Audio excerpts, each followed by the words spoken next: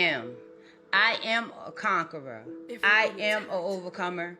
I am a warrior. With strength, hope, and courage, you can become all these things. Master of life.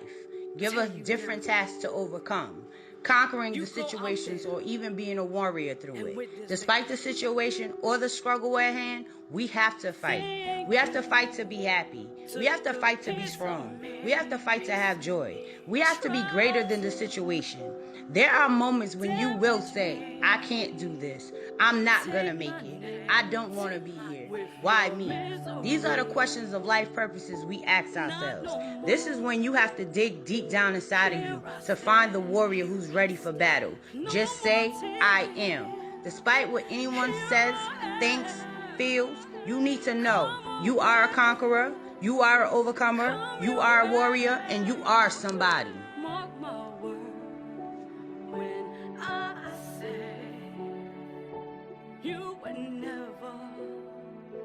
Take away my dignity,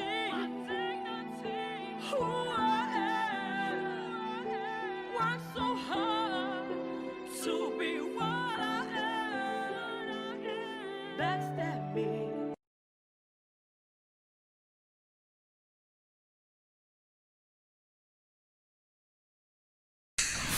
She was just 21 years old and she was loved, and now her family and friends are dealing with the heartbreak of losing her way too soon.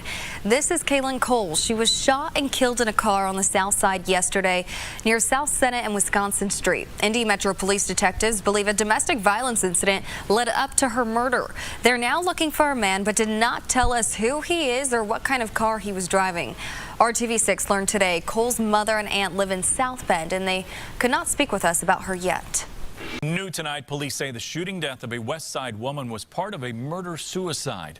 Her husband found dead this afternoon as well, only hours after he posted about the killing on social media. RTV6's Derek Thomas has the details. The body was found in the alley about where that fire truck is right now. Police say the victim sustained at least one gunshot wound. Dead is 27-year-old Brittany Bailey. Police say her husband, 34-year-old Giovanni Bailey, shot and killed her because they were in the middle of some sort of dispute that began at her job in Plainfield. I saw her this morning at work, and she told me, I told her not to come back to this house. And she told me, she called me Santi, because I'm like her auntie and her sister-in-law. She said, Santi, everything good? I said, Brittany, don't go back to that house. Sadly, she ignored that advice, and family members gathered outside and mourned her loss. While they were doing that, they noticed Facebook postings from Giovanni, who was expressing remorse for what he had done. Apologetic, sorry, didn't mean it, that sort of thing. And did he say he was going to kill himself? He made references to that. And that is exactly what he did. Police found his body in the 400 block of Worman. His brother was overcome with emotion and had to be restrained after he crossed the police tape. His sister tried to make sense out of it all. Everybody's hurting, everybody on both sides. You know, Brittany, our sister, regardless of everything, that's our sister and that's our brother, and we hurting. Police say it wasn't the first time the couple had squabbled. There have been prior domestic-related issues between this couple. And again, this is one of those very volatile situations, especially when it comes to domestic violence, and we definitely encourage anybody who is involved in domestic violence to seek help. This has been a day of violence and a day of sorrow. They couldn't live together, but they died just hours apart. Derek Thomas, RTV6. Investigators are still working to figure out the circumstances surrounding the death of a woman who was found in the middle of the street in Chula Vista. ABC 10 News reporter Marie Cornell has more on the challenges police are facing. Neighbors describe this Chula Vista neighborhood as being very quiet, a place where lifelong residents live. Some were shocked to hear that a woman was found dead right in the middle of Shasta Street. Investigators were back knocking on doors, talking to neighbors, trying to get any information that can help them figure out what took place here early Thursday morning.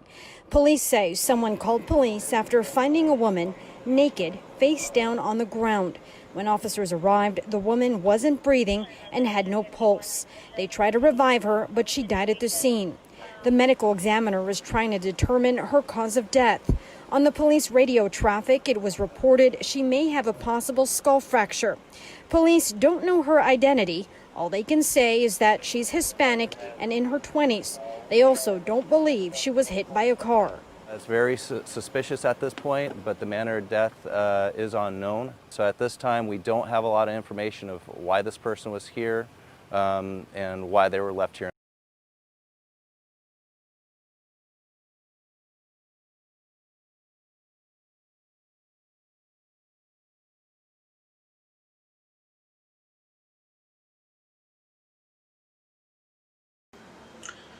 Hello everybody, my name is Jason Morello.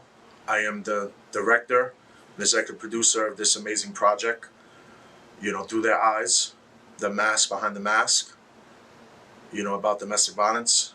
And I'm so proud to be a part of this project and to bring this out to the world. Domestic violence is a very incredible story, of reality and, the truths. Separate fact from fiction. And, we're here, through their eyes, each person a part of this film, to tell their story. Because we all have a story to tell. It's very emotional. It's very emotional, and we want to bring courage to all these people to come out, because there's a lot of people that don't survive domestic violence, that are not able to tell the story. So we're very lucky and fortunate to have these people to tell their story, and hopefully for others to learn from this and to find a way to get help and to get out. Because every life matters. And now more than ever, we need this to be a focus for the whole world to see. Because a lot of things happen behind closed doors, and this system is not 100% correct, and a lot of people fall through the cracks. As a domestic violence survivor and former abuser myself, I know firsthand on both sides about domestic violence. I grew up, in a bad environment, watching my father abuse me and my mother. So I know firsthand, and I'm a survivor, and I'm here to speak up, and I'm here to be the voice through our platform for everyone. So that's what it's about. So I want to commend all the wonderful men and women that are part of this project, and the courage and the strength. I may be known on TV as a professional wrestler, whatever, but everyone in this film and everyone watching this is a champion, is a survivor. And, this is all for you guys and girls, everyone worldwide. So I hope you enjoy this film. We're going to take you on an amazing story from people all around the world. And, there is a way out, there's a way to get help. And I survived it, anyone could survive it. You could be a better man. You could be a better woman. You don't have to follow the footsteps, of your father, your mother, and so on. So I hope you all enjoy this film and, share the message. Share the positive message, about domestic violence and about surviving. You have one life to live it to your best. So all I can say is that for now, and enjoy this film. Through Their Eyes, the mask behind the mask.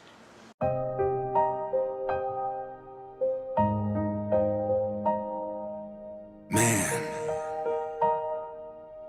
my life was so scorned, was once so torn. I wore a smile, but hid the mile of misery. Misery I was under.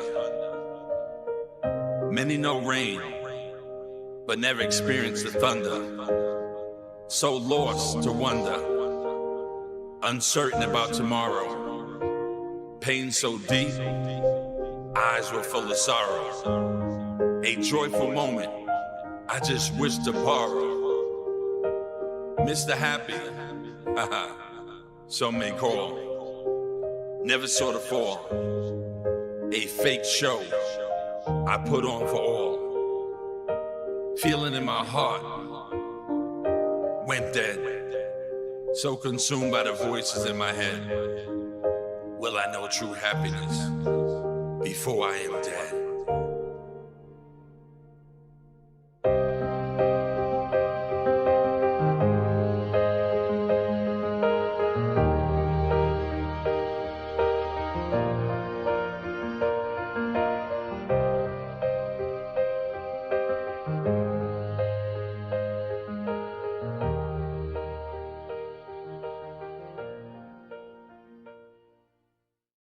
Hi, my name's Rich. I'm a product and a survivor of domestic violence. I've been dealing with it pretty much my whole life. Not with my spouse, but between family members, my mom and people like that. Growing up, my father, I guess you would call him, he was a boxer and he used to beat the crap out of my mom. Like, there's things that I shouldn't remember, but I have memories of and dreams and stuff of how my mom lost all her teeth and stuff like that from him punching her and just stuff like that. And then as I got older, I was in a relationship when I was 20 years old for a good 4 years. Me and my spouse, we were happy. We moved in together. We lived together for about a good 3 years. And then I get home one day and she breaks a wooden broomstick over my back for no reason. Just because she liked drugs more, I guess.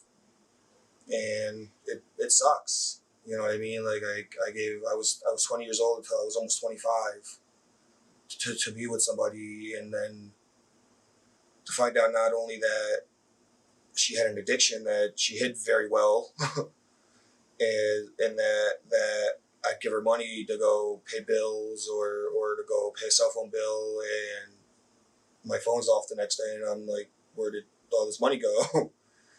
And it just, like I said, it sucks, but you can't just dwell on that, even though you've had a shitty hand. I guess you can say, you know what I mean? You've had a shitty hand, and I'm not gonna lie, I've had a rough life, we can say, you know what I mean? I grew up rough. My mom was a crackhead and liked her drugs more than her kids, and like men that beat her more than her kids, or men that beat her kids, or stuff like that, you know what I mean? And it sucks, but to know that I'm 30 years old now, to know that I have 2 kids that I know will never see that, they will never go through that, because they taught me what not to be. And that feels good. I'm happy in my life. I finally found me. I don't have to be somebody to just try to impress somebody else in my life. I can finally be me, and it feels good to finally be able to be like, yes, I've gone through this. Yes, I've had shit hands. Yes, I was almost thrown out of a window because of my ex, or this or that, or I grew up watching my mom's boyfriends beat her and everything. To know that I've grown and I'm 30 years old now, and I have 2 beautiful kids. I'm getting married in less than a week, and I'm happy to know that everything that I went through happened for a reason. It brought me to where I'm supposed to be. So for that, I'm thankful. I thank whoever every day, you know what I mean? I thank my lucky stars, because without them, I don't think I would be here. I've gone through a lot, but my kids and my soon-to-be wife are will make me ground and know that everything's gonna be okay.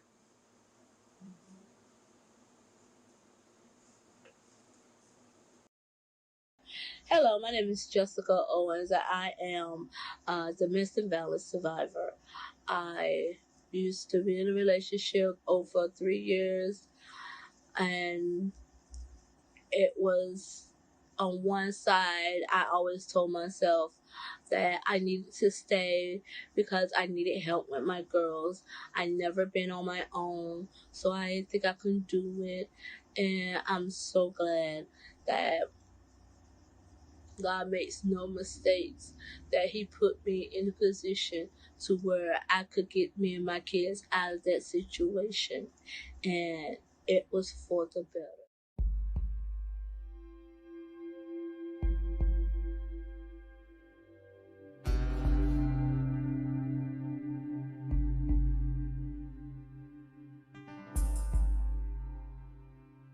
We walk the narrow path beneath the smoking skies. Sometimes barely tell the difference between darkness and light. Do we have faith?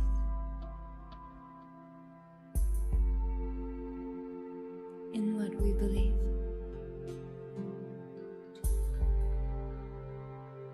The truest test is when we cannot see. I hear pounding feet in the streets below, and the women crying, and the children moaning. There's something wrong. It's hard to believe that love will prevail. Oh, it won't rain all the time. The sky won't fall forever. And though the night seems long, your tears won't fall forever.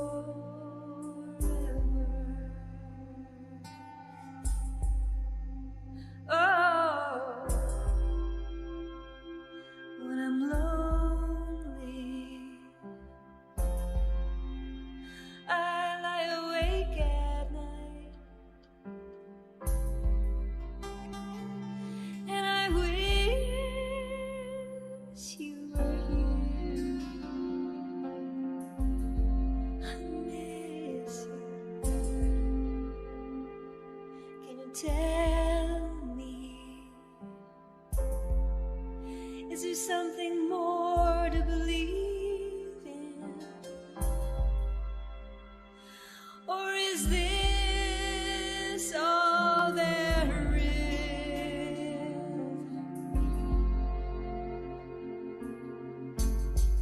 And the pounding feet in the streets below, and a window breaks, and a woman falls.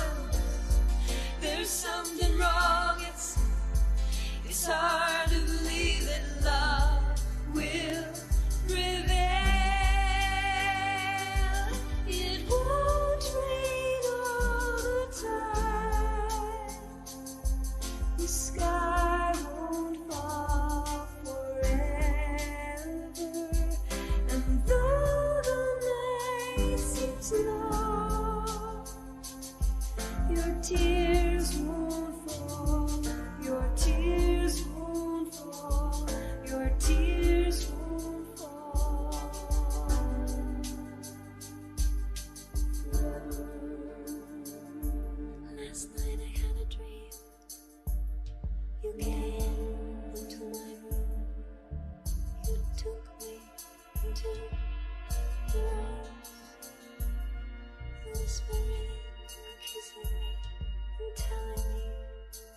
to still believe. Within the emptiness of the burning seas against which we sit our darkest descent. Till I felt safe and warm.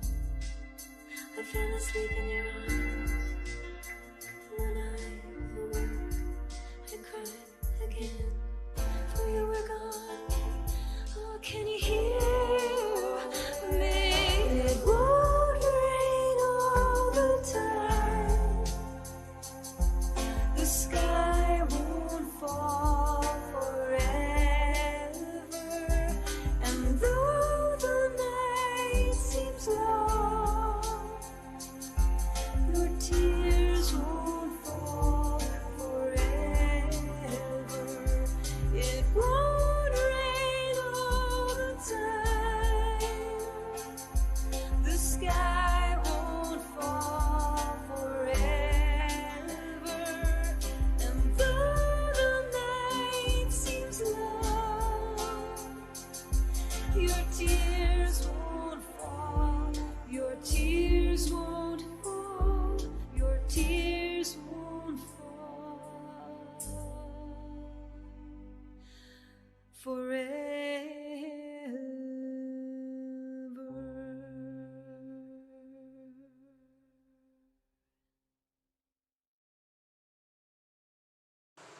Hi, my name is Jessica, and this is my story through my eyes, mask off. I met my son's father. I was about 15 years old, and we instantly connected. Became very good friends and just felt this strong connection there, but we didn't become intimately involved until we were about mid-20s, after I already had my daughter. And when we did, it was like sparks fire, you know, everywhere. The connection just grew, and we instantly fell in love, like madly in love. And that lasted for about a good year. After that, the betrayal began, where he was unfaithful, and I found out about it because I am an investigator. So I did my research and I found out, and this is where I started to become going from the abused, emotionally abused, and started becoming the abuser. And that's how my story is different. Feeling that hurt and that betrayal that he put me through brought me to a whole nother level that I didn't know existed inside of me. The anger that I felt. You know, it feels like your soul crushes. You know, that someone that you love with all your heart can betray you in that way. So after the first incident, I did something that I never thought I could do, which in my mind, looking back, it wasn't that bad, but I instantly reacted and I took all his stuff and I ripped it up. I stabbed his sneakers, slipped all his pants, threw everything in a garbage bag, and put all his stuff outside to let it soak in the rain. Did I feel bad about it at that moment? Nope, I did not. I felt it was justified because I was hurt and I didn't know how to deal with my anger at that time. Afterwards, we got back together. Felt bad because he didn't have no clothes to wear or shoes to put on, but I was like, well, that's what you got, and that's what you're gonna have to deal with because of your actions led to the consequences of my behavior. And we moved on and forward with that. Years and years passed, more and more incidents of his betrayal, cheating, just being unfaithful and lying as always, I became more angrier, more bitter, more vengeful. So once, you know, cutting his clothes up and all sneakers and everything, that got old. And I started to verbally abuse him in a sense where I would, every chance I can get, I would just belittle him in front of everybody. You know, like, you're a clown, sit down, you know, you ain't shit, you ain't gonna be shit, blah, blah, blah.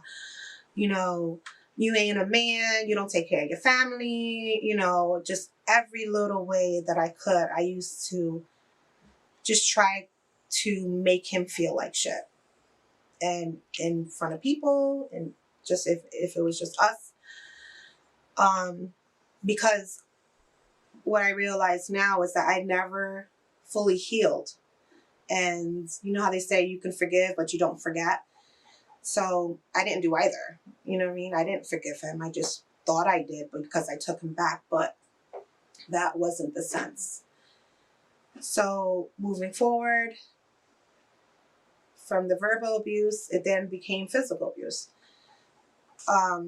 Clearly kept taking him back, thinking he was going to change, hoping, you know, now we have a son together. And okay, I'm like, all right, well, now we got a baby. He's going to change. You know, he's going to be the man that I know he can be, the man that I known all my life. You know, since 15, he's going to love me the way that I deserve to be loved. And that wasn't the case. So the baby didn't make him change. And that just made me obviously more angry, because here I have a son with you now, and you're just continuing doing what you're doing. So instead of walking away like I should have done the very first time, I let that anger build up to the point where now I'm physically assaulting him, smacking him, throwing stuff at him, to the point where when I was 7 months pregnant for my son, yeah, this was right before my son was born, I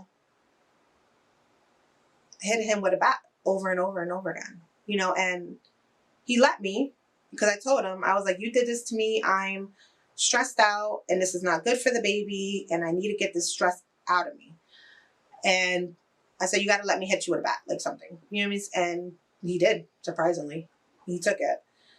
Not that it made it right, but it made me feel good at that time. And, but that didn't last long, because shortly after that, like I always say, God doesn't like ugly. So I got in a car accident, but thank God me and my son were fine. And from that car accident, it brought me and his father back together closer, obviously, because soon after that I gave birth. And things, you know, things always are good for a little bit. You know, you got a new baby, everything's okay. And then it just gets worse over and over again. And I continued on with the assault until the last betrayal, where there was no coming back from what he did.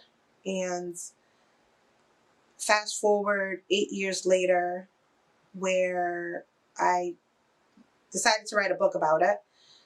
It's not published, and I don't plan on publishing it, but this healing that took place from that book, I realized, reliving the whole ordeal with him and just pulling back that scab, I had to really see things for what it was, and the ugly in me, and how I let his emotional abuse create this monster inside of me that I didn't even have an idea even existed, and how wrong I was to let that manifest inside of me and become that person that I do not like. He brought the worst out of me, and I had to really swallow that huge pill, because as much as I wanted to put all this blame on him, and that's what the book was going to be about, all this anger and all this, pain is his fault, his fault, his fault. I had to take that pill and realize that I had a play in it myself. And starting from destroying his property, going to the verbal abuse, going to the physical abuse, and I had to face myself, take that mask off, and really see who I was at that time and peel back that layer to get to the truth of it. So then that way I can acknowledge it and move forward. And once I finished writing that book, I was able to do that. And I was able to reach out to him and really apologize to him everything that I'd done, because going through it, I didn't think I was wrong. I thought it was justified because, my excuse was, if you didn't do this, then I wouldn't have done that. If you didn't do this, then I wouldn't have done that. But I guess that's how abusers feel like. You know what I mean? If you didn't put the dishes away the right way, I wouldn't have had to smack you. Or if you didn't wear provocative clothes, I wouldn't have to choke you, and those were the excuses I was making to justify my reasons for doing that to him, when all in reality is all I had to do was walk away from the very beginning betrayal. And I wasn't strong enough then, but I'm glad to know, and I thank God that I am now, to know the difference and not let somebody ever bring that person out of me again, because that's not who I am. That's not who I've ever been. I can't let other people's energy bring my energy low to that level. So I became a survivor in that sense, where I know myself more. I can face my demons and say, you know what, I did that. I apologize. I move forward, and I will try my best to never let that happen again, or ever put anybody through that again, and know better for the future, not to let anybody disrupt my peace and my soul, because that is somewhere I don't ever want to go back to again. And it takes a lot of strength, a lot of soul searching, and deep digging to get down to the root of issues and where they stem from. And it's a lot of work. But once you get there and you realize your value, your worth, what you deserve, and you surround yourself with people who motivate you, uplift you, support you, all through the good, the bad, the ugly, they love you. Can get through it, and everybody has their story. And I wanted to share mine because it's different. A lot of times you don't get people talking about the women that are out there abusing, you know what I mean? Because they're always thinking that the women's are the victims. And sometimes it's not the case. And it's unfortunate, but that is my story, and this is my strength, and this is all through my eyes with my mask off. And I appreciate the platform to be able to share my story with all you guys. And I really pray and hope that this reach goes out to the persons, and it's okay. It's okay to be in your situation. It's not your fault. You know what I mean? Just reach out to those that can help you get out and be there for you.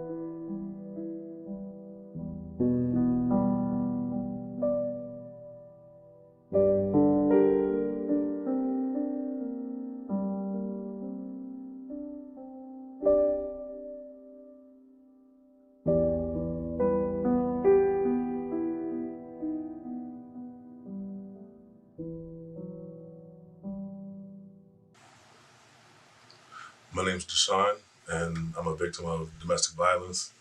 But it's more than just that. It's more than just me being a victim. I'm a survivor as well. And as well as that, I'm a part of a generational curse that involves domestic violence. I grew up watching my mom being abused, watched her in a domestic violence relationship at an early age. I remember watching her being drugged down the street, holding on to a VHS video recorder cord while her boyfriend drug her through the snow. And me being so frustrated, me running into the kitchen and grabbing a knife and screaming because I was ready to do something, because I was tired of my mom being abused. I remember that incident in my head as if it was yesterday. It was one of the most probably defining moments in my life. For good reasons and for bad reasons. I guess I learned the capability of human nature at its worst. Fast forward a few years later, as a military veteran, at a younger age, I had my first marriage when I was 18 to a woman that was much years older than me. And, a few years into our marriage, I found out that she had been doing drugs, and it entailed putting me in a situation where I in turn started using drugs myself. And then in the process of trying to quit and get myself together and get the separation between us because the relationship had failed, that's when the violence started. I remember being at home one night and getting into an argument with her about drugs, and she went outside to use the telephone when we had a telephone and 2 cell phones in the house. And when I asked her what she was doing, she was talking to a dealer. I hung up the phone. She took the receiver and slammed my knuckles in the phone. And as I proceeded to try to get out of the telephone booth, she locked on my forearm. You can see there's still scars there, where she had locked on and pulled and tugged with all her might to try to hurt me. And short after that, she tried to hit me with a tree branch and a couple of other events.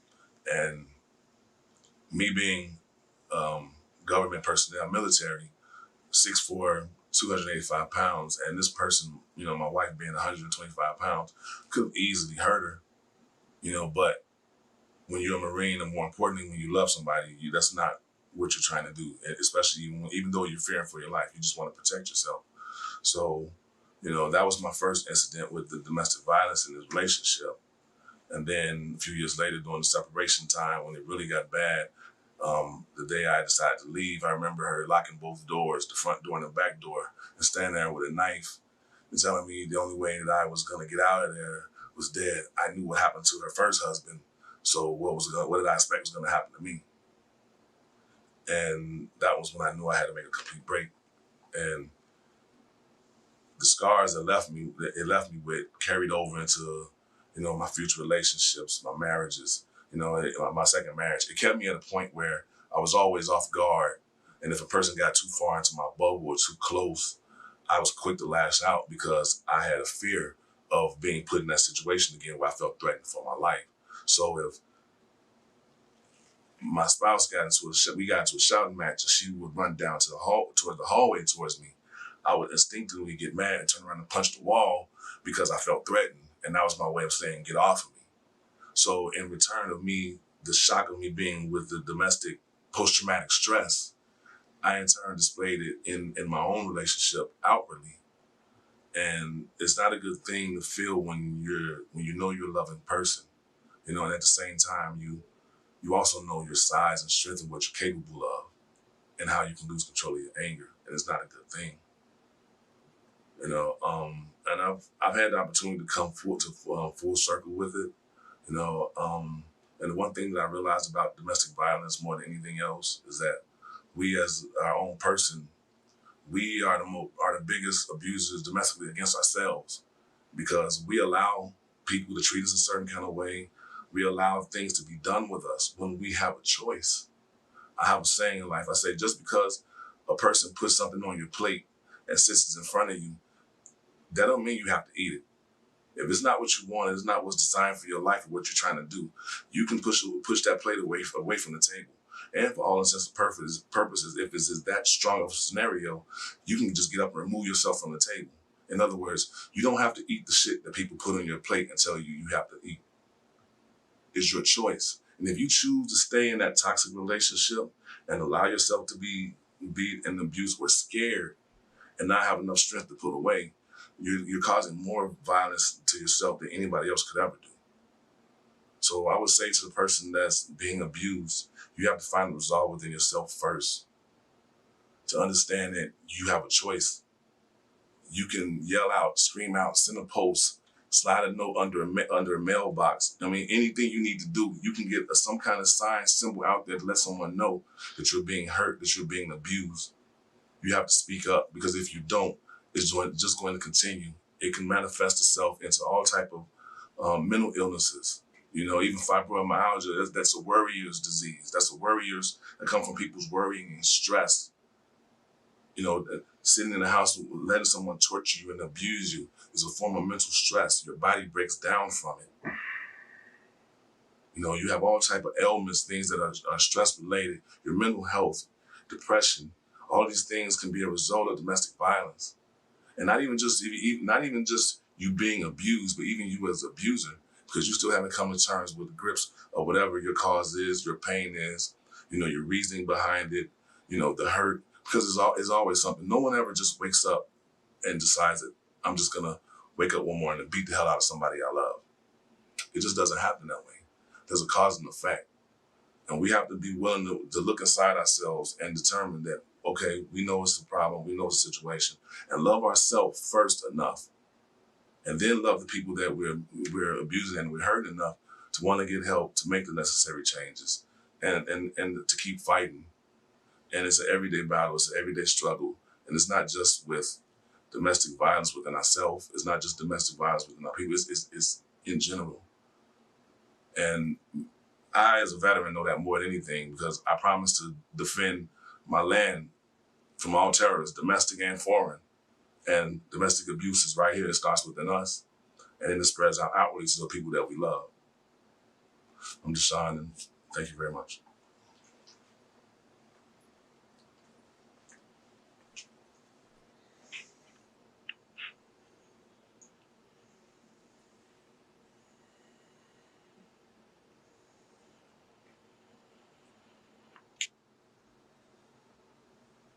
I want to share something with you. As men, we're bred to be tough. We're bred not to show our emotions, not to reach out for help. That's why a lot of men don't speak up about domestic abuse, because it's viewed as weak and, you know, less than a man. But there's nothing wrong with admitting that you're in a relationship that you don't have control over, or that you can't control the situations and it's causing you pain. There's nothing wrong with it. Don't be afraid and ashamed to open up and tell someone. And even though you're a man, so what? It doesn't matter. If you're being abused, no one has a right to abuse you. No one has a right to be abused. And we have to own up to it. We have to stop the stigma that we're so tough that we can't ask for help. We have to be vulnerable and at least let our guard down so that we can get the help that we need, at least so that we can function. If you can't feel like a man, then how can you conduct yourself as a man? How can you take care of things that you need to as a person if you don't have the safety and security, or at least the comfortability to be able to go about your daily tasks and functions, i.e. work, pay the bills, make decisions? If you're being abused and your life is in shambles and you're not getting help, you might want to take a step back and think about it, because you might need the help, because that help that you need might save your life. That phone call might be the one thing that you make to stop you from killing yourself. Don't be that person whose family is on the other end because you're either dead or because you're even in jail because you lost your temper. Domestic violence isn't cool, male or female, period.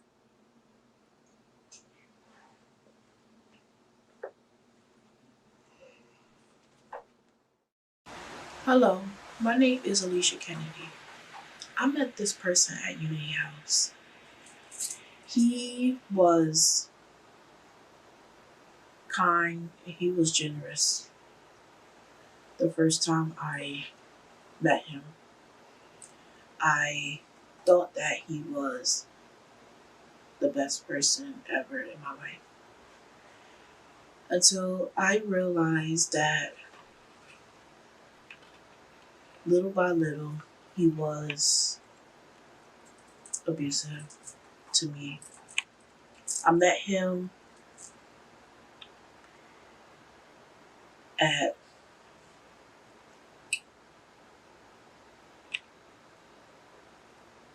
the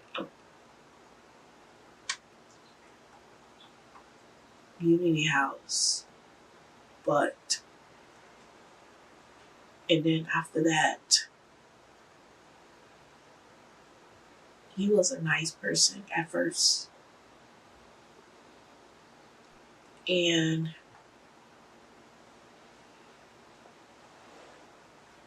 I loved him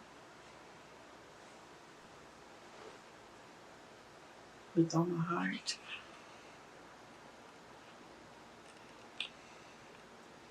He used to take me out to eat.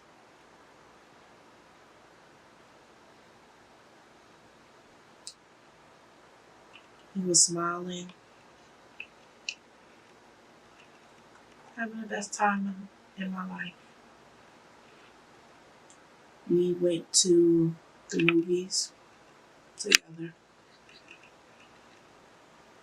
And then we went to Phil Park together.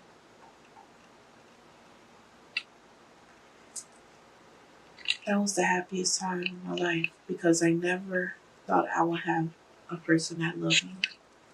He did. I didn't know how he really was until little by little he would say, stupid, idiot. Little words like that will hurt a person. And it hurted me because I didn't know how he really was. I thought he was a kind and curious person in my life.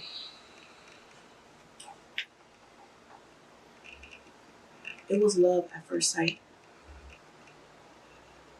I was happy, joyful. And so one day, I started little by little things like shut up,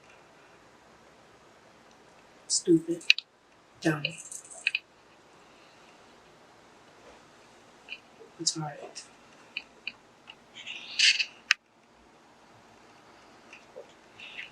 And I said to myself, why? Why me?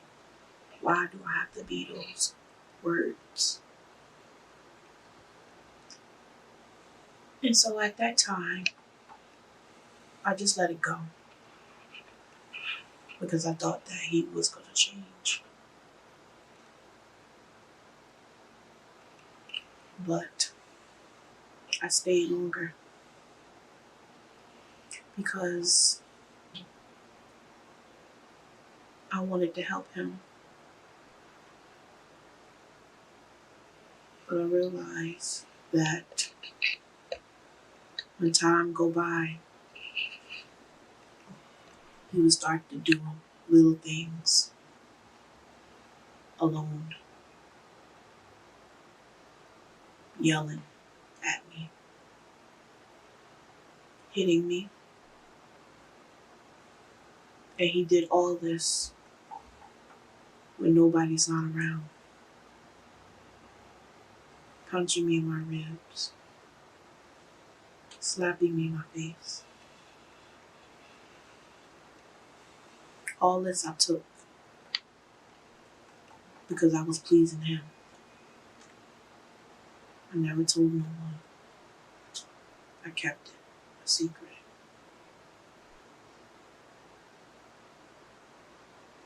And also, there was one time where I was at Community House again. And he embarrassed me real bad. He told me to shut the fuck up. He told me, bitch.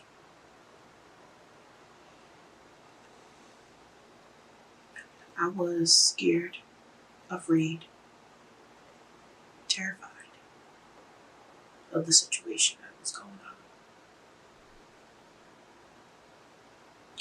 And there was one time where he would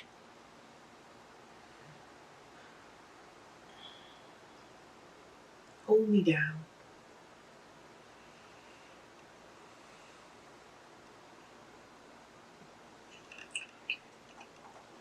and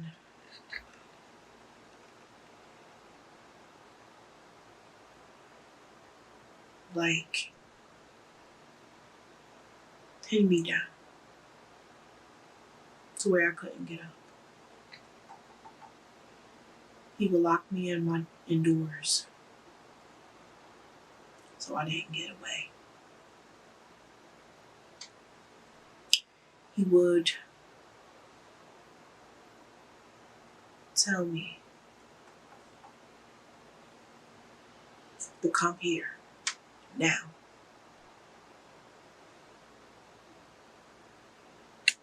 He would look at me in an aggressive manner. He would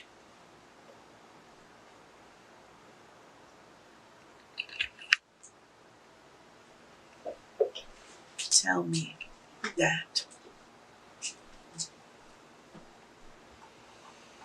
I don't want to go with you.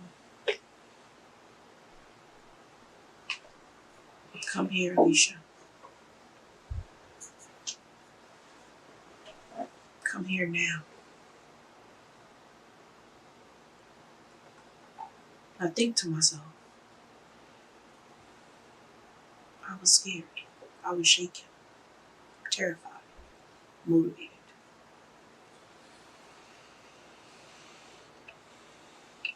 And I didn't want to say anything because I was pleasing him.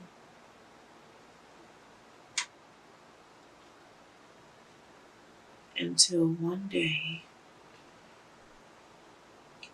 when he was at my house, he was yelling. He was aggressive towards me. He told me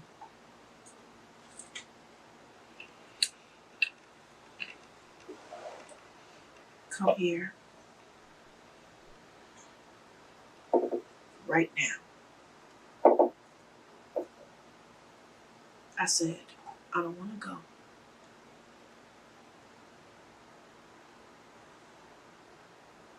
I don't want to be with you no more.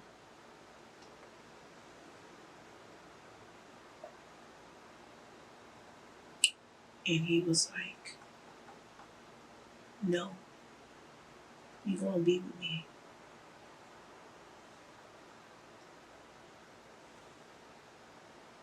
I said,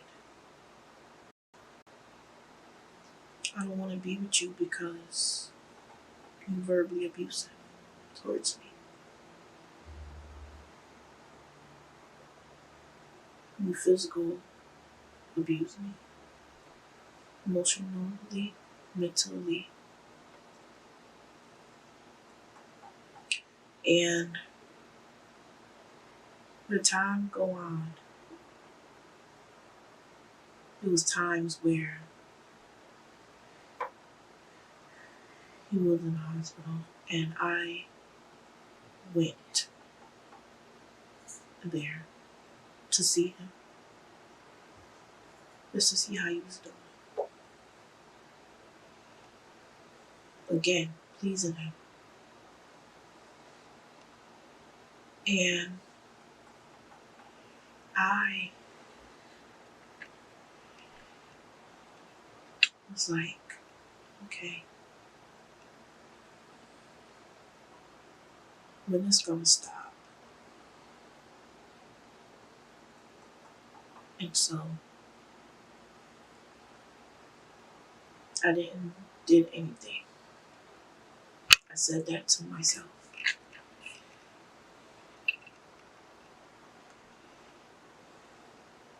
I was hurt, afraid, binge eating. He would force me to eat. Even though I was full, he would force me to eat. He would tell me, don't leave the house. Stay. I was so scared. There was times where I didn't go to sleep. I stayed awake that whole night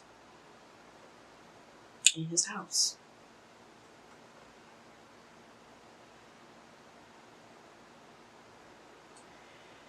And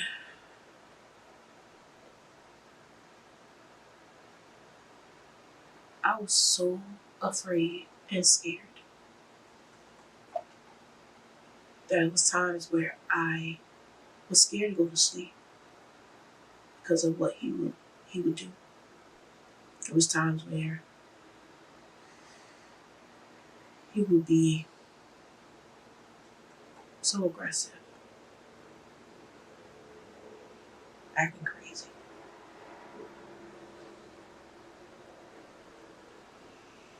Didn't know anything.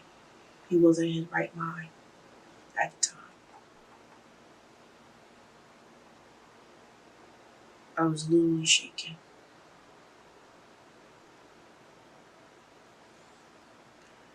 I was abused to where he punched me in my ribs. Both sides. It was hard for me to breathe. Until this day, it's still hard for me to breathe. I have to wear a breathing machine every night for me to breathe. He damaged my lungs.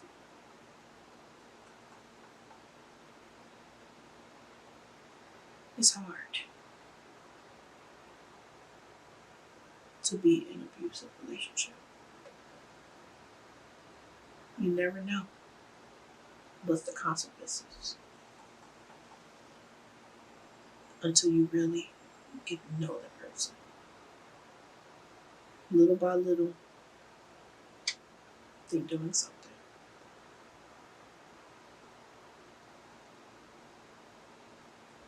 And so, I gradually moved myself out of the situation. I said enough is enough. I'm tired. I'm tired of the hurt. I'm tired of the abuse. I'm tired of the verbally, the physically, the emotionally. Until one day, I left the situation. And another time where I had my clothes over there by his house. And he didn't want me to go to the house and get my clothes. And so I called the cops to escort me to his house because he didn't want me to leave.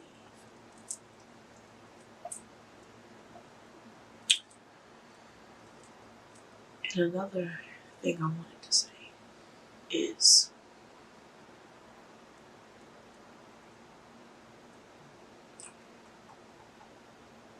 He told me, if you ever tell anybody about this, he will hurt me. So I hide it. I hide this pain, suffering inside of me. And so I took that in consideration.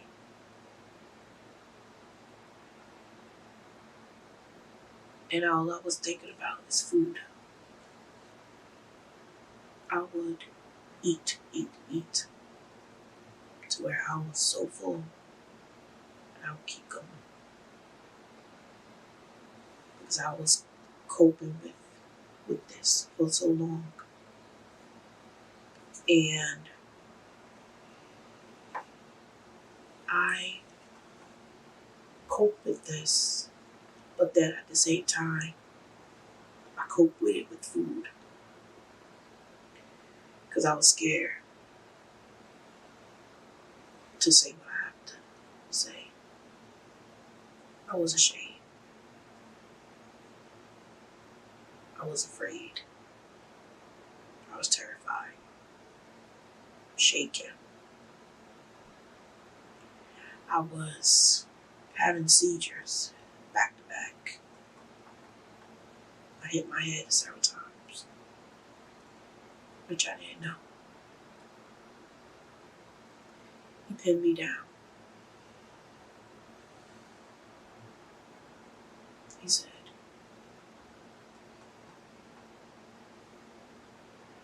"You're not having no seizures." I said, "Yes, I am. Because of all the stress and everything you put me through. My heart was hurting, in pain, puffy, stress." And after that, I said to myself, enough is enough. So I looked into the Lord. I started praising Him. I started worshiping Him, guiding Him. And I think to myself, I am a domestic violence survivor. And I just wanted to say to everyone that leave this domestic violence situation because it's not healthy. And I'm glad that I left this situation. And now I'm doing better and bigger things in my life. I am praise dancing. I'm going to churches, praising the Lord, thanking God for another day's journey. And another thing I wanted to say is I am a domestic violence survivor.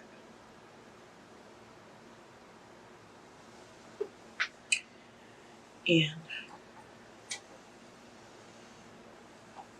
I smile every day. I lift my head up high. I praise God every day for another life, for another opportunity to live life as it folds, because we only get one life. And that's God. God gave me another life because I am powerful, spiritual, joyful, and grateful. Thank you, everyone, for giving me the opportunity to share my story. God bless each and every one of you, because this is real. because I am a domestic violence survivor. Thank you.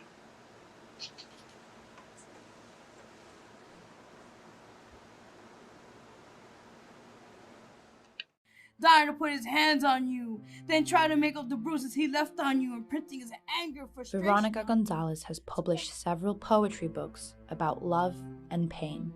To come back and say, I'm sorry and I love you. They're about her abusive ex-partner and being a domestic violence victim for over 5 years. He almost killed me that same night in front of my own child. And if it was because my son kept calling my name, I was in and out. I woke up full of blood on the floor, and my face was swollen because he kept punching my head. He was attacking, he wanted to kill me that night. I wanted to just end my life. It was really bad. What's there to live for? He can't keep doing this to me. Like Veronica, in the United States, up to 20 people are physically abused by their partners every minute. Either it's gonna be my life or my son's not gonna have a mother. So I said, you know what, I drew the line from that point on. He left, I did what I had to do, and it took a struggle. With the help of her son, she's been able to transform the suffering into something positive. I feel like I utilize that into my creativity, and it really helped me, because when I finish writing something, I feel like it's off my chest, like, wow. Veronica has also started making music and performing. My music is my therapy. It's my life, using my pain into my songs and my music so people could relate to it. And she uses her music to reach out to her community and help other artists. It's a good feeling just to give back, you know, and not get nothing in return. I'm happy with that, you know? It's like, hey, I did my job. Hey, what's up, guys? You're on the Vero G Spotlight TV show. I'm a survivor. I'm here. I want to show other women and men that they're not alone, and you could go anywhere and push yourself, and don't stop at nothing. Hey guys, it's Vero G. I am excited for this amazing project we're working on. It's a mini doc film. It talks about survivors from domestic violence and their stories, their voices to be heard. I'm excited to work alongside with Jampire Media, the director, and my amazing producer Sheena Gordine, and myself, co-producer Vero G, on this amazing documentary film.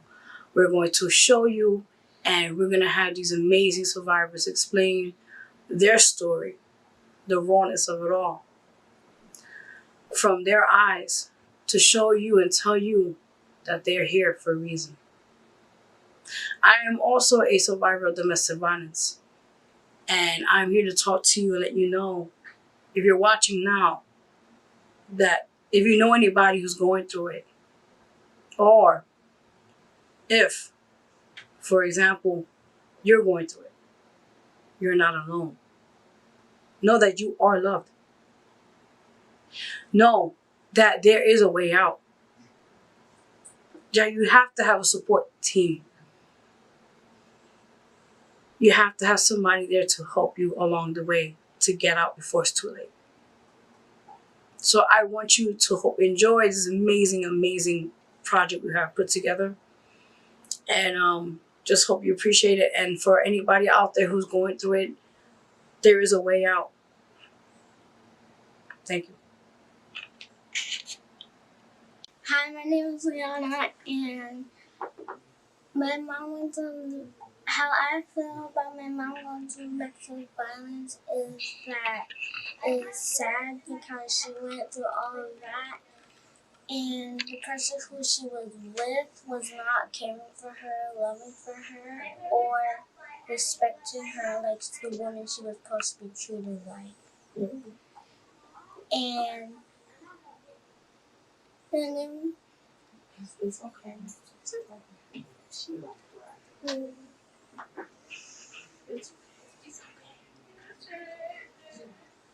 And why she was there because the person wasn't treating her right like she was supposed to be. It's okay. She wasn't nice to her. She was mean and disrespectful. Anytime she tried to leave the house,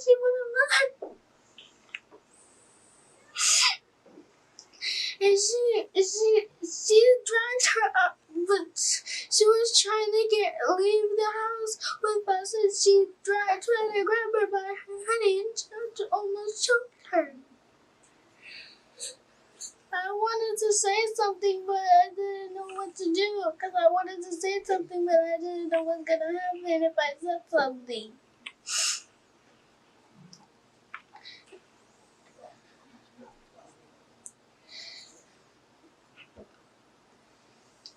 And then after that, she was happy,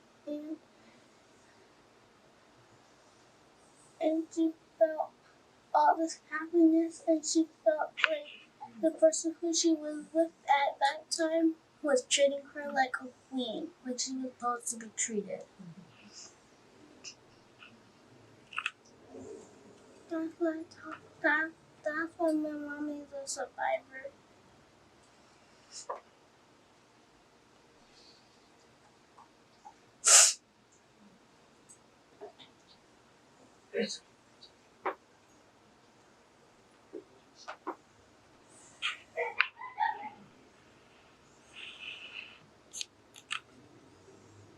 Because very often people are in abusive relationships and haven't been aware that they are abusive. They just think it's what they have to put up with.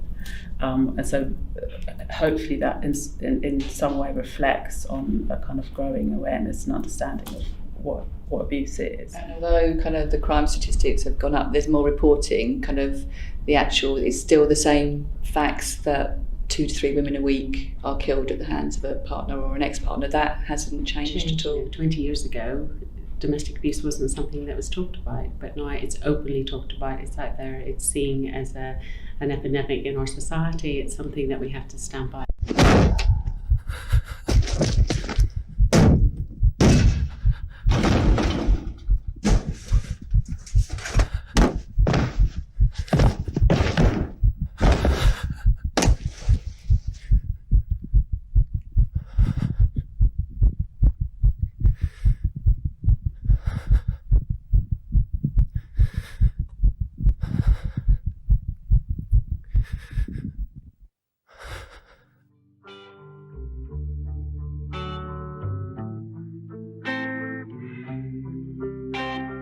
Figures. I gave you right to die, and you gave me games. Love figures. I know I'm crying, 'cause you just won't change. Love figures. I gave it all, and you gave me shit. Love figures. I wish I could do exactly what you did. I wish I could hurt you back. Love, what would you do if you couldn't get me back? You're the one who's gonna lose something so special, something so real.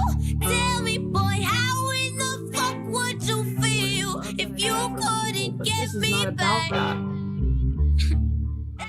This is about the nights that I spent in the closet, sleeping on the floor because I didn't want to be around her.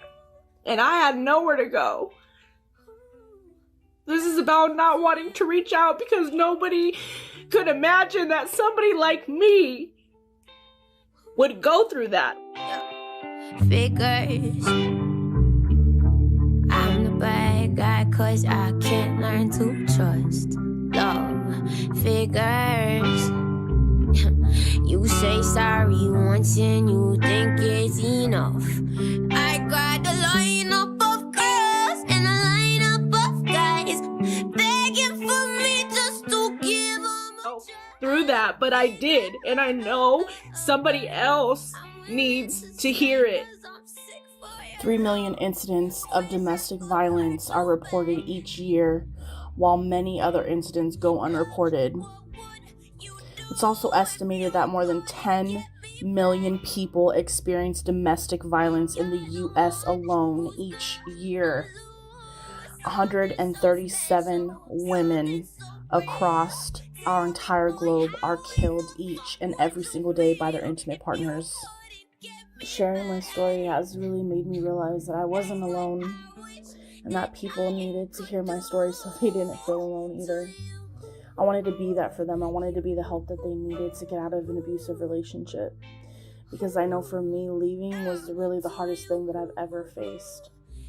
But here I am 2 years later, stronger than I ever thought that I could be, doing things I really never thought that I would ever do.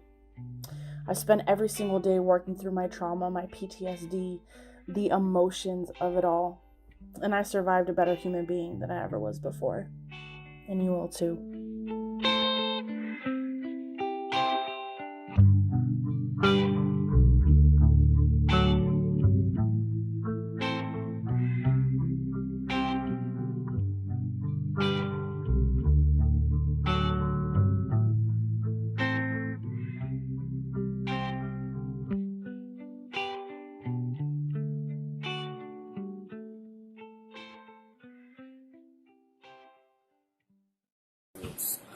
What my story is about. Well, I give or take, about 2012, I went through domestic violence for the very first time. And the first time it happened, it was very shocking to me. I didn't expect it. I didn't expect it to happen. And I might have seen the signs, but ignored them. But I got threw against the cabinet by my abuser. I was choked. And they was literally choking me. I was fighting, and I was pregnant. So it was like you're sitting in there fighting with somebody to understand the fact that I have another life in my stomach, and I'm literally being choked against the cabinet wall right now. My next incident that happened a few months later. Like this one happened in probably like the end of August, give or take. The next incident happened in May. And yeah, I did take on back because, I wanted to try to continue. You know how I say you apologize, things gonna get better. But sometimes that's not always the key, and that's not always what happens. And that's definitely not the answer. But as time proceeded, I got into another incident with my abuser, and this time I was holding my daughter. She was about 4 months old. I was in the living room sitting up, and we were having a conversation. And they decided that they wanted to choke me again with my daughter in my hand. This time they choked me. I pretty much landed on the floor, made sure that my daughter landed on my chest. And, I ended that relationship. As time proceeded, I decided okay, I'm going to try to get back on track, get my life back in order, continue to work, do the things I've been doing. A couple years later, I decided that I wanted to get into another relationship.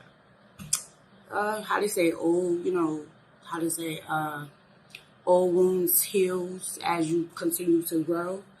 Well, my wounds got it open again after dating my other abuser in 2014. So abuse didn't start till 3 years later. And, a lot of times that's one reason why I titled my book The Mask Behind the Mask, because a lot of times people cover their faces. And this person really had a wool over their face and was really the sheep in the wolf's clothing. And they were actually dealing with paranoid delusions and schizophrenia. And there were no signs of it till later on. And I literally got dragged up the stairs by my hair. Got choked in my sleep. I got literally locked in my room for my kids. A lot went on. And it was really, really crazy. It was like being in a psych ward because it was in a whole nother world to where they were thinking the TV, the phone, and everything was talking to them. So it was a whole new thing going on. As this proceeded, I was trying to exit out of this relationship, and the person started stalking me. They started watching me drop my kids off. They started following me everywhere I went. Yes, they got arrested. They got a restraining order. That didn't help. Why? Because they continued to stalk me. They continued to pop up everywhere I was. They continued to harass me by phone calls and all the above. And it was crazy because even me not being at home, they were popping up to my house. They even attempted to come through my window. So, when they say life, things bring crazy situations, it does. Like, I even remember one night being in the house and literally my abusers decided that they were having an episode from their schizophrenia, I guess. And they literally came upstairs to my TV off the TV stand, and they pretty much end up throwing that on the floor, breaking it, taking the fan out of the fan thing, the standing fan, and they literally was twirling it around in their hand. And I'm literally sitting in my bed praying, like, hopefully this person is not about my abusers, not about to bash me in my head. I had mad thoughts going on, not sure what was going to happen with that procedure. There's another instance whereas I was on the stairs and literally I could have fell and broke my neck. And I'm fighting on the stairs with my abuser because they didn't want me to leave the house. And I literally was fighting, and they ended up wrapping the back of my hoodie around their hand and attempting to drag me up the stairs with my hoodie plus my hair. I end up fighting them on the stairs and end up finally getting off the stairs with them and exiting my house. There's another time I remember sitting in the house and literally my abuser decided wants to come and tell me, having one of those, I guess, episodes. And they were like, they should just slit my neck. Like, who would think that it's comfortable to still be in a relationship with somebody wanting to cut your throat, or they're always attempting to try to kill you? I'm going to definitely say I thank God for still being here today because it woke me up. So after getting out my abuser, after getting out the relationship, after going through Unity House, I end up deciding to write this beautiful book that I have behind me, which is called The Mess Behind the Mess. And that was my saving grace, going through Unity House and going to therapy and understanding who I am and why things were the way they were. And sometimes we can't sit and settle for what is given to us. And I was not going to settle for what was given to me at that time. I decided to be greater than what was given to me. And with the walk that I took with my spiritual journey and my mental journey and the different things that I dealt with, I was, in demand of becoming a better and a normal me. I was determined that I wasn't going to let my story be my final decision of what was going on.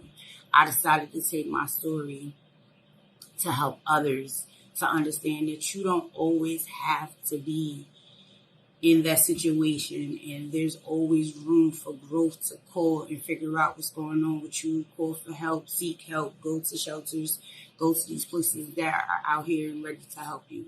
We're like, they should just slit my neck. Like, who would think that it's comfortable to still be in a relationship with somebody wanting to cut your throat, or they're always attempting to try to kill you? I'm going to definitely say I thank God for still being here today because it woke me up. So after getting out my abuser, after getting out the relationship, after going through Unity House, I end up deciding to write this beautiful book that I have behind me, which is called The Mess Behind the Mess. And that was my saving grace, going through Unity House and going to therapy and understanding who I am and why things were the way they were. And sometimes we can't sit and settle for what is given to us. And I was not going to settle for what was given to me at that time. I decided to be greater than what was given to me.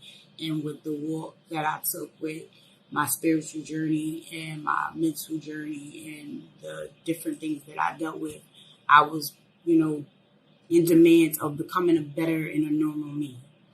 I was determined that I wasn't going to let my story be my final decision of what was going on.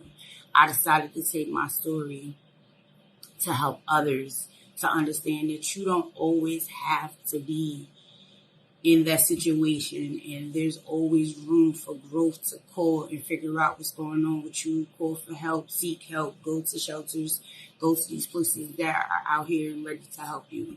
Don't always feel that you don't have anywhere to go. My story is my story, but everybody has a story, and you don't have to hide behind it. I chose to become an author. You can choose to be whatever you want, but definitely don't let that be your answer after you go through domestic violence, because we all have different steps and different scars, but your scars can be healed and be a benefit to someone else. With my scars, do I still deal with domestic violence? I have my moments when I have triggers, but I've learned to become in a better space. Like you see these beautiful pictures that says strong and queen. I know that I'm a queen, and I know that I'm strong, and I know what I deal with.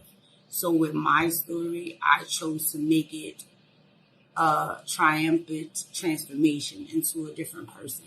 So don't be silent. Don't sit there and feel that you don't have nobody. You're not alone. There's a lot of us out here that's going through the same battle. Reach out. There's always somebody there to help you. There's always somebody that's going to stand tall with you. And, it's always going to be somebody that's going to walk you through the path of the journey that you have to take. I got walked through my path of my journey, and I didn't stay there with my domestic violence. And it was hard. It was a hard journey. It's still a hard journey because I still have my times when I have my nightmares. I still have my times when I'm dealing with anxiety.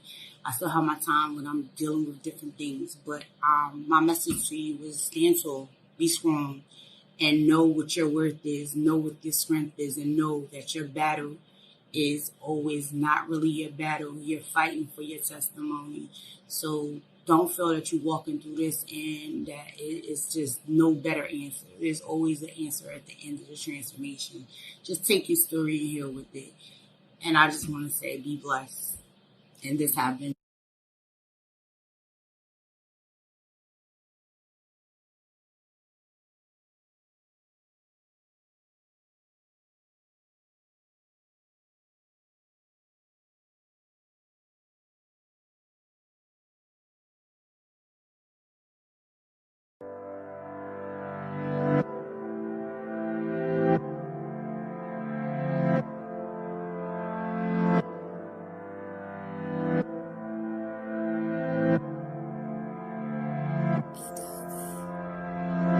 Girl, don't you cry, he's not worth your time. Playing those games, it's time to say goodbye. He made a fool of you, took your innocence, took your common sense. You're his property, act like this is the norm. He ain't no good for you. Better leave before it gets too late. Gotta be strong. There'll be better days, just move on.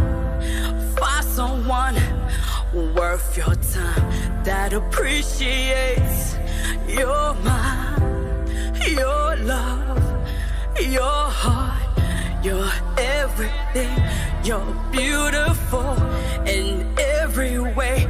Don't let no one take that away. You're a gem.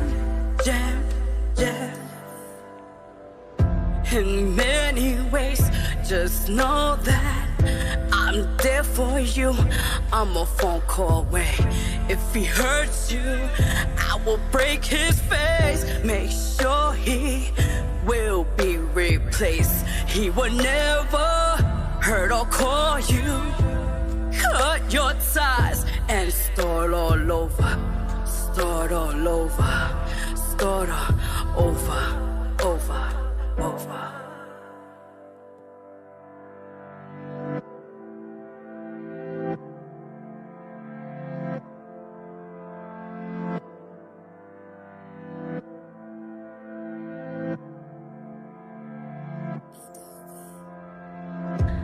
I've been there in your shoes, torn in pieces, didn't know what to do. Was weak and broken from a man who I thought he loved me, told me sweet things, but only lies and being mean broke my spirit and my heart, left me in the cold to rot and die. Put fear in me, didn't believe in me. Crushed my dreams, crushed my life, crushed my thoughts, until I woke up from this hell to get out and get away, to start my life in a better place. wipe these tears that he has caused. So now you see, I've been there too. You're not alone, 'cause you got me to let my pain be your story, to open your eyes. Know that there is so much to life, to see the beauty around you is more to see.